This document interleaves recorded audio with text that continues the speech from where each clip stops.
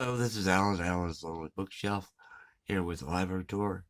I'm not feeling very well this evening, and so I'm gonna make this kind of short. I got a little head coat and sniffles, and everything else.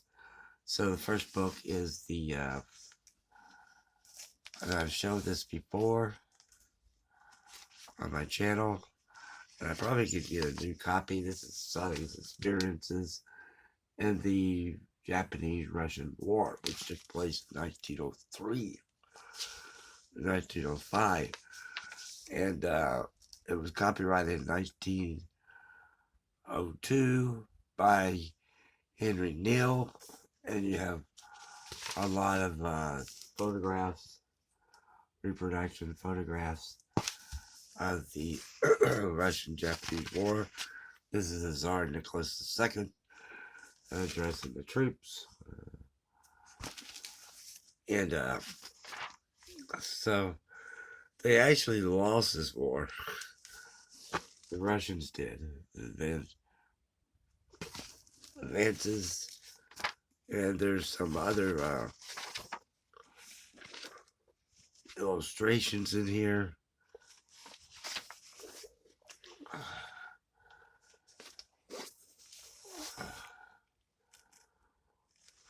And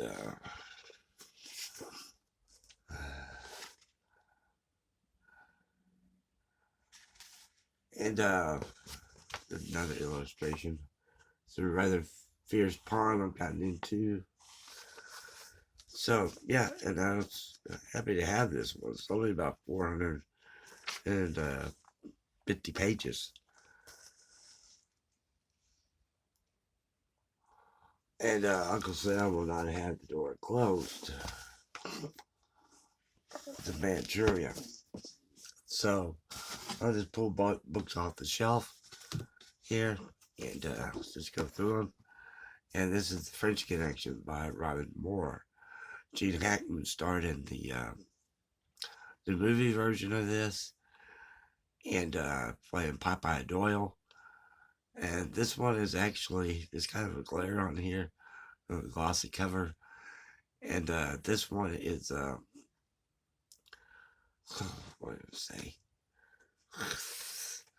This was originally uh, published by Lions Press, true account of cops, narcotics, and the international community. And this was first printed in 1969 by Little Brown and Company of Boston. And the first Lions Press, it was 2003. And they have a little introduction here, which has the French Connection 30 years later. The Michael Francis, who was a Capio in the Colombo crime family, keeps he does movie reviews of mobsters, and I was trying to get him to do do the French Connection, and a lot of people say it's not a mob movie, but it is. It is a mob movie. There's the gentleman right there. That's Jacques Angelin. He was in charge of the narcotics at that time. And little interesting photos. And but there was a guy reading on Instagram. I read on Instagram where at this the Martha Social Club, they have a report about the how this guy someone borrowed $2 million from Colombo crime family, Frank Colombo, and in order to get into this the French Connection, and when everything went bust, Frank Colombo asked him, "Where's the money?" And the guy said, "I didn't have it." So the guy Frank Rommel gave orders for that guy to be shot. Here's Joe Fuka, and the seizure of heroin hidden in his Brooklyn home. And it starts off, the story actually starts off with, there's some more mobsters, some in jail. Starts off with these two police officers who are off duty. And, excuse me, and they go to this club. And they're sitting there having a drink and stuff. And they see this owner of this club wearing this expensive suits and expensive jewelry. And they kind of go, wait a minute. We thought this guy was barely making it by. So, so they investigated. And there's the apartment of Tony Fuka. They found 88 pounds of heroin. It's a very good book. It's very interesting, but it's kind of dry a little bit. The next one is Rommel, the End of a Legend. And this is by Haas Publishing. And this is a history of very short book. And this was printed in 2004. So this basically is saying, was he a hero or traitor whose respected repeatedly decorated for valor in the First World War veteran would go on to lead German panzer divisions in North Africa, and he became famous as the Desert Fox. Would this man have been accomplice in the 20th of July plot to assassinate Hitler? And this historian is going to unveil the real Rommel. So that's a very interesting book. I'll do this one with the last. This is a Dictionary of Political Thought by Roger Skrutin. This is very good to use. It basically what it is. It's a dictionary, and what is meant by revisionism, modernism, meaning backs, what is justice.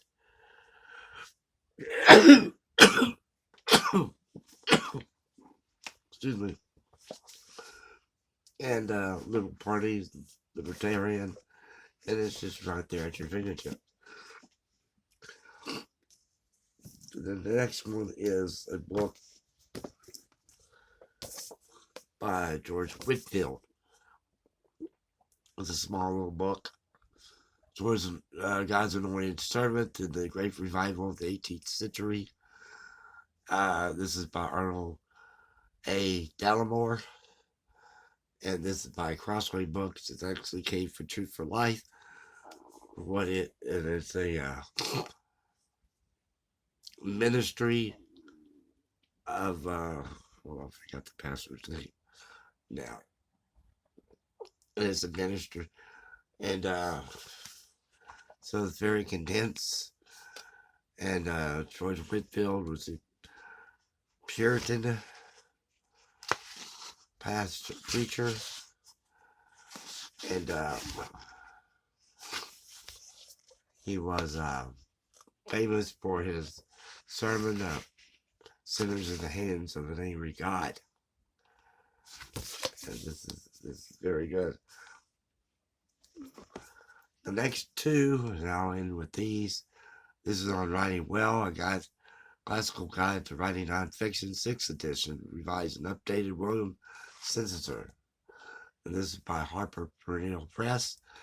This one is very concise book in on how to on writing. He has and it came out first in 1998.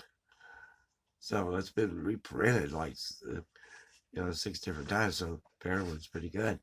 And you have introductions, transaction, clutter, style, the audience, words, uses, writing about people, the interviews, the travel article, the memoir, business writing, writing your job, sports, writing about art, the critics, and columnists, and humor.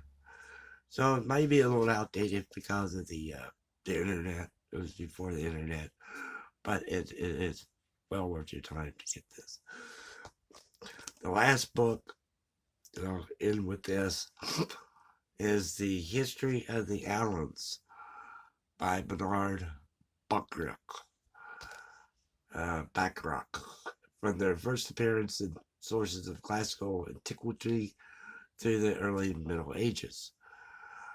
This book I've been wanting to get because I wrote a story, and that's where the on writing well came in. I was writing a story at SMU and trying to get it published. It was a story about the Allens. The tribe of Allens lived in the area now known as Skrutin, and they lived in by the Black Sea and the Sea of Azov, and then you had the Silk Road, which excuse me for a second.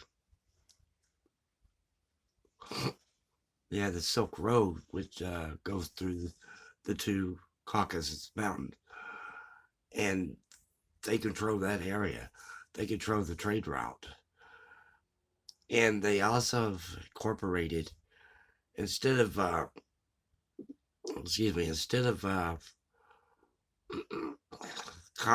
conquered the enemy, but instead of holding them slaves, they incorporated them into the tribe. And so the story, and it's very hard to find anything written about them because they didn't write anything down.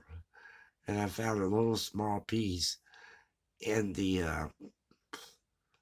Josephus works, and a little small area where they had asked permission, excuse me, permission from another country to go through that country so they can just invade another country and then just leave. And they were horse people. They rode horses since they were born. And fighting on the ground, they weren't very good because they all on the horse. And the story I wrote is about the king of the Allens was dying.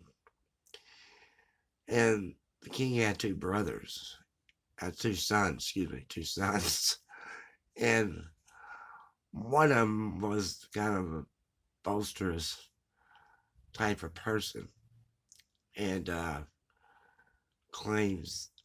making claims and everything.